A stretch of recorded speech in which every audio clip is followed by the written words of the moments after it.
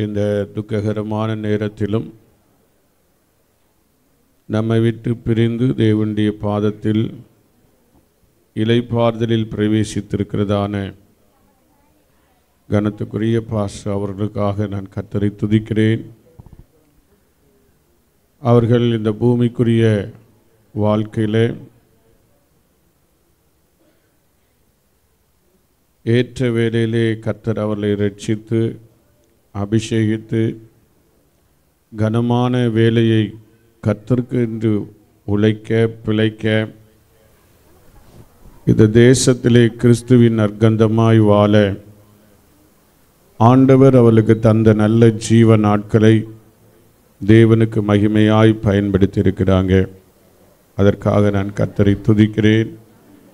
இவர்கள் மூலமாக அநேக தேவனுடைய பிள்ளைகள் இரட்சிப்படையவும் அநேகர் நித்திய ஜீவனுக்கு பங்குள்ளவர்களாய் மாற்றப்படவும் அநேக ஆண்டுகளாக பல ஊழியங்களை உருவாக்கி ஊழியங்களை செய்து ஆத்துமாக்களோடு கூட இப்பொழுது தேவனுடைய பாதத்தில் இளைப்பாறி கொண்டிருக்கிறார்.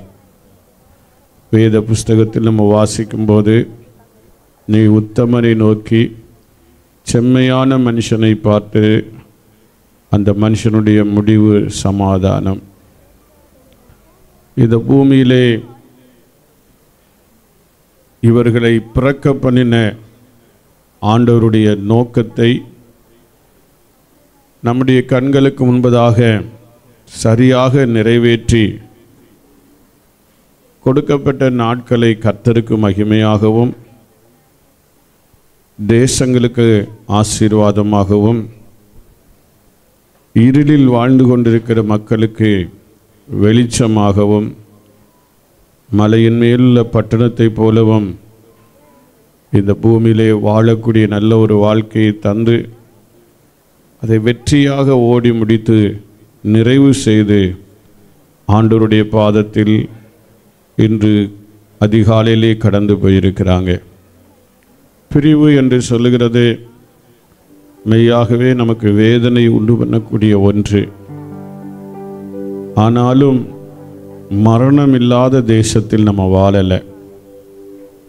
எல்லாரும் ஒரு நாள் மரிப்பது நிச்சயம்.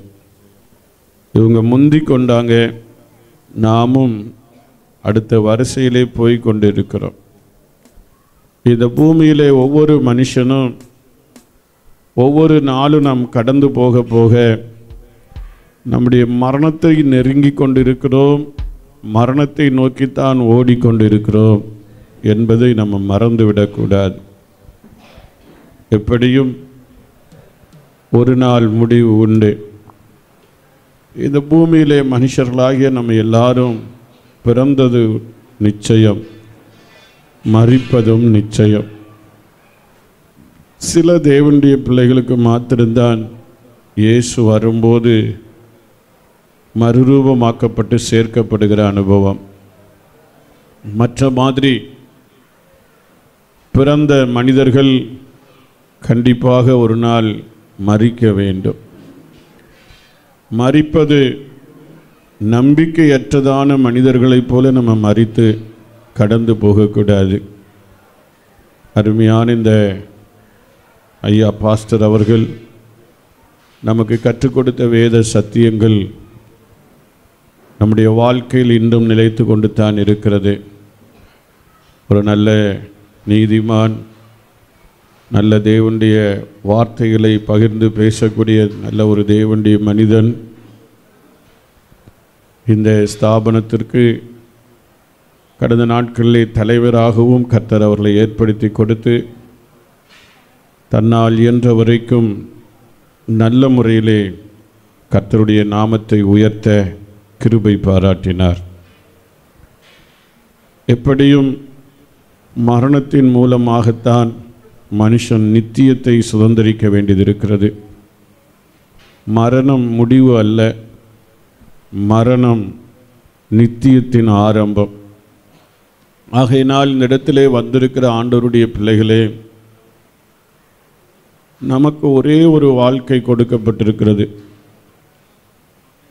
ஊழியர்களாக இருந்தாலும் சரி, விசுவாசிகளானாலும் சரி, தேச பொதுமக்களானாலும் சரி, நமக்கு கொஞ்ச நாள் மாத்திரம்தான் கொடுக்கப்பட்டிருக்கிறது. கொடுக்கப்பட்டிருக்கிற இந்த நல்ல நாட்களை ஆண்டவருக்கு மகிமையாக நம்ம பயன்படுத்தி சுவிசேஷம் அறிவிக்கப்பட, சிலுவை உயர்த்தப்பட, ஆத்துமாக்கள் பாவத்திலிருந்து விடுதலையாக்கப்பட்டு ஜனம் ரட்சிப்படைந்து ஆட்டுக்குட்டியானவருடைய ஜீவ புஸ்தகத்தில் பேர் எழுதப்படத்தக்கதாக நம்ம பிரயாசப்பட்டால், உழைத்தால், நாம் இங்கே கண்ணை மூடும்போது இளைப்பாறுதலில் பிரவேசிப்போம். தேவனுடைய சமூகத்தில் நித்திய காலமாய் வாழ்வோம். இதுவைகளை நாம் செய்யாமல் கர்த்தர் நமக்கு கொடுத்த வேலையை அசதியாக நம்ம செய்து, என் ஆண்டவன் வர நாள் செல்லும் என்று சொல்லி நாட்களை வீணடித்து கொண்டிருப்போமானால் நிச்சயமாகவே நாம் நினையாத நாளிலே தேவகுமாரன் வருவார், அல்லது நம்முடைய மரணம் வரும். அன்றைக்கு நம்முடைய நிலை என்ன என்பதை நாம் கண்டிப்பாக இந்த பூமியிலே அறிந்து ஓட வேண்டியது அவசியம். இயேசு வருகையோ அல்லது நமது மரணமோ எது நம்மை முந்தி சந்தித்தாலும் ஆண்டவருடைய பாதத்தில் இளைப்பாறுதலில் பிரவேசிக்கிறதற்கு ஏற்றபடி ஒவ்வொரு நாளும் கர்த்தருடைய சித்தத்தை, கர்த்தருடைய நாமத்தை, கர்த்தருடைய திட்டத்தை சரியாக செய்து நிறைவேற்றி ஆண்டவருடைய சமூகத்தில் பிரவேசிப்பதற்கு ஆயத்தமுள்ளவர்களாய் காணப்பட வேண்டும். கர்த்தருடைய சமூகத்தை நம்ம ஒருவரும் இழந்து போகக்கூடாது. தேவனுடைய ராஜ்யத்தை நாம் இழந்து ஓடுகிற ஓட்டம் நம்மிடத்தில் காணப்படாதபடிக்கு எப்படியாயிலும் பவுல் சொன்னது போல மரித்தோரின் இடையிலிருந்து உயிரோடு எழும்புவதற்கு தகுதி ஆகும்படிக்கு எனக்கு லாபமாயிருந்தவைகள் எவைகளோ அவைகளை நஷ்டம் என்று விட்டேன், குப்பையுமாக எண்ணுகிறேன் என்று சொன்னார். ஆகையினால இந்த பூமியில் நமக்கு கொஞ்ச நாள் கொடுக்கப்பட்டிருக்கிறது. கொடுத்திருக்கிற நாளை தேவனுக்கு மகிமையாய் நம்ம உபயோகப்படுத்தினால் நாமும் ஒரு நாள் விதமாய் கண்ணை மூடும்போது அருமையான தேவ மனிதனோடு கூட அங்கே நம்முடைய பூர்வ பிதாக்களோடு கூட இளைப்பாறுதலில் பிரவேசிக்கலாம்.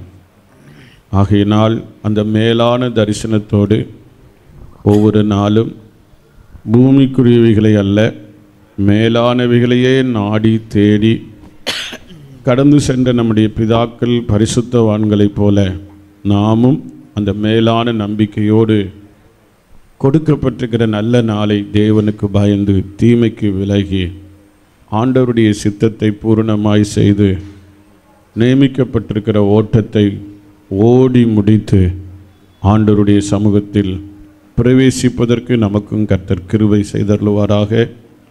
அருமையான இந்த பாஸ்டர் ஐயா அவர்களை நம்மை விட்டு பிரிந்து கடந்து போயிருக்கிறாங்க.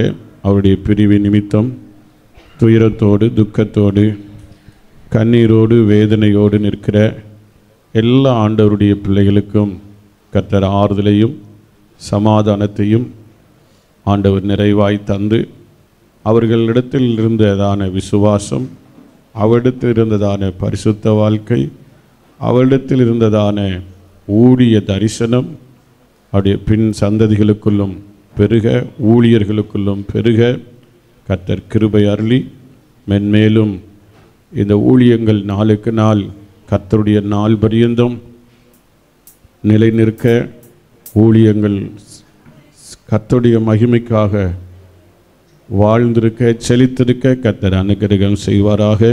துயரத்தோடு இருக்கிற, வேதனையோடு இருக்கிற எல்லா ஆண்டவருடைய ஊழியர்களையும் விசுவாச மக்களையும் குடும்பங்களையும் கர்த்தர் தேற்றுவாராக என்று சொல்லி துக்கத்தோடு இருக்கிற யாவருக்கும் கர்த்தர் ஆறுதல் செய்தருளுவாராக. நாம் எல்லாரும் ஜெபிக்கலாம்.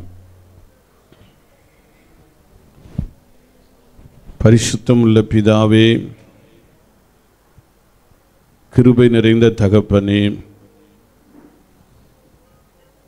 அருமையான பாஸ்டருக்காக நாங்கள் ஸ்தோத்திரம் செலுத்துகிறோம்.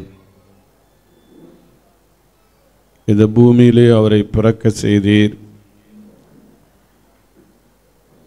இந்த பூமியிலே கர்த்தர் அவரை ஏற்ற வேளையிலே ரட்சித்தீர். ஏற்ற வேளையிலே உம்முடைய மகிமையான ஊழியத்திற்கென்று பிரித்தெடுத்தீர். வாழ்நாள் முழுவதும் கர்த்தருக்காக உழைக்க, பிழைக்க, ஓட, ஆத்துமக்களை ஆதாயம் செய்ய, அநேகரை கர்த்தருடைய ஆண்டவரே ரட்சிப்புக்கு நேராய் நடத்த, ஊழியங்களை ஆரம்பிக்க, ஊழியர்களை உருவாக்க நீர் கொடுத்த நல்ல வாழ்வை உம்முடைய நாம மகிமைக்காகவே இவர்கள் பயன்படுத்தி உம்மை உயர்த்தி இன்று அதிகாலையில் உம்முடைய சமூகத்தில் கடந்து வந்திருக்கிறாங்க.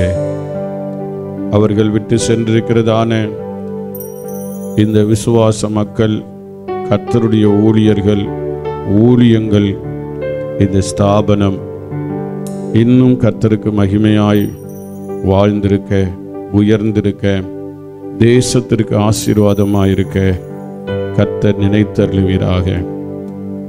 நான் உங்களை திக்கற்றவளாய் விடேன், உங்களிடத்தில் வருவேன் என்று சொன்ன ஆண்டவர் தம்முடைய பிள்ளைகளோடு, இந்த ஊழியங்களோடு, ஊழியர்களோடு கூட இருந்து கர்த்தருடைய நாள் பரியந்தம் இந்த ஊழியங்கள் கிறிஸ்துவுக்கு மகிமையாய், தேசங்களுக்கு ஆசீர்வாதமாய் காணப்பட கிருபை செய்யுங்க. நல்ல போராட்டத்தை போராடினேன், ஓட்டத்தை முடித்தேன், விசுவாசத்தை காத்து கொண்டேன். இது முதல் நீதியின் கிரீடம் எனக்கு வைக்கப்பட்டிருக்கிறது. எனக்கு மாத்திரமல்ல, அவர் பிரசன்னமாகுதலை விரும்புகிற யாவருக்கும் அதை அந்நாளிலே தந்தருளுவார் என்று எழுதப்பட்டிருக்கிறபடி உம்முடைய மகனும் அந்த கிரீடத்தை பெற்றுக்கொள்ளத்தக்கதாக உம்முடைய பாதத்தில் வந்திருக்கிறார். அவர்கள் விட்டு சென்றிருக்கிற இந்த ஊழியங்களை கர்த்தர் மேற்போட்டு கொள்ளுங்க, ஊழியர்களை மேற்போட்டு கொள்ளுங்க, விசுவாச மக்களை தேற்றுங்க, திடப்படுத்துங்க. இந்த ஸ்தாபனம் இன்னும் நல்ல முறையிலே வளர ஆண்டவரே தொடர்ந்துள்ள கர்த்தருடைய தாசர்களையும் கர்த்தர் உபயோகப்படுத்துங்க. துயரத்தோடு இருக்கிற மக்கள் எல்லாரையும் தேற்றும், திடப்படுத்தும், தீங்கு துக்கப்படுத்தாதபடிக்கு காத்துக்கொள்ளும். கிருபை உண்டாகட்டும், கிருபை உண்டாகட்டும். தேவ கிருபை உடைய பிள்ளைகள் எல்லாரையும் சூழ்ந்து கொள்ள பண்ணுங்க. உம்முடைய கரத்தில் தருகிறோம். தொடர்ந்து தேவ மனிதனுடைய இறுதி விதைப்பு ஆராதனை மற்றும் எல்லா காரியங்களும் உடைய கரத்தில் தருகிறோம். ஆராதனையில் பங்கு பெற வேண்டிய கர்த்தருடைய ஊழியர்கள், தேவ மக்கள், தேச மக்கள் தடையின்றி வந்து போக கர்த்தர் கிருபை செய்யுங்க. தொடர்ந்து உம்முடைய நாமம் இந்த ஸ்தாபனத்தின் மூலம் தேசங்களில் உயர்த்தப்படணும். உம்முடைய ராஜ்யம் இந்த ஸ்தாபனத்தின் மூலம், தேவ மனிதர்கள் மூலம் கட்டப்படணும். கிருபை கூட இருக்கட்டும். வேதனையோடு இருக்கிற மக்களை திடப்படுத்தும், தைரியப்படுத்தும். நான் உங்களை திக்கற்றவளாய் விடேன் என்று சொன்ன கர்த்தர் கூட இருந்து நடத்துங்க. உலகத்தின் முடிவு வரைந்தும் சகல நாட்களும் உங்களோடு இருக்கிறேன் என்று சொன்னவர் உம்முடைய மக்களோடு கூட இருந்து நடத்துங்க. இயேசு கிறிஸ்துவின் மூலம் ஜெபிக்கிறோம் ஜீவனுடன் நல்ல பிதாவே.